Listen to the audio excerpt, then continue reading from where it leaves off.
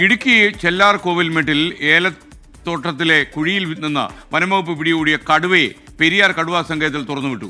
ഗവിക്ക് സമീപമുള്ള പാണ്ഡ്യൻതോട് എന്ന ഭാഗത്താണ് ഇന്നലെ രാത്രി കടുവയെ തുറന്നുവിട്ടത്.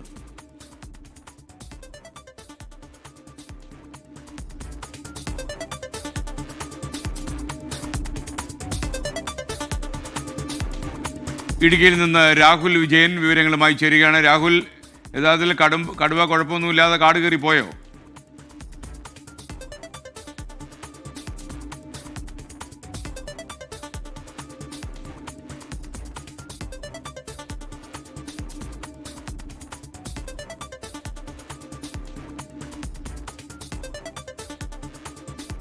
വിട്ടിരിക്കുന്നത് കടുവ അതിൻ്റെ ഊഴത്തിനായി കാത്തിരിക്കുന്ന നിമിഷമാണ് പ്രേക്ഷകർ ഇപ്പോൾ കാണുന്നത്.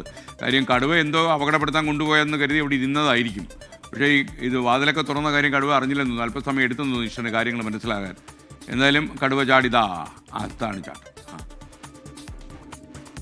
രാഹുൽ വിജയൻ, താങ്കൾ ലൈനിലുണ്ടെങ്കിൽ കാര്യങ്ങൾ പറയൂ.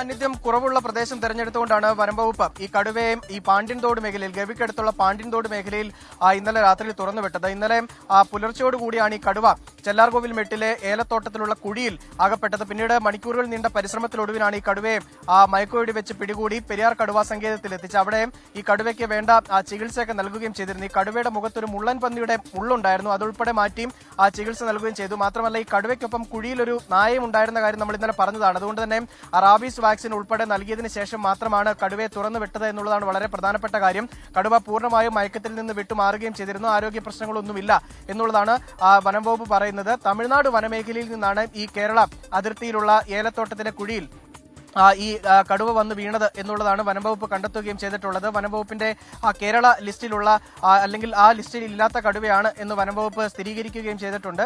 നിലവിൽ യാതൊരു പ്രശ്നവുമില്ലാതെ ഈ ഗവിയിലെ പാണ്ഡ്യൻതോട് മേഖലയിലൂടെ കടുവ സഞ്ചരിക്കുന്നുണ്ട്. അത് സുരക്ഷാ സംവിധാനങ്ങളൊക്കെ കൃത്യമായി പാലിച്ചുകൊണ്ടാണ് ഇന്നലെ രാത്രി 11 മണിക്ക് ശേഷം ഈ കടുവയെ തുറന്നുവിട്ടത് എന്നുള്ളതാണ് മനസ്സിലാക്കാനും കഴിയുന്നത്. SK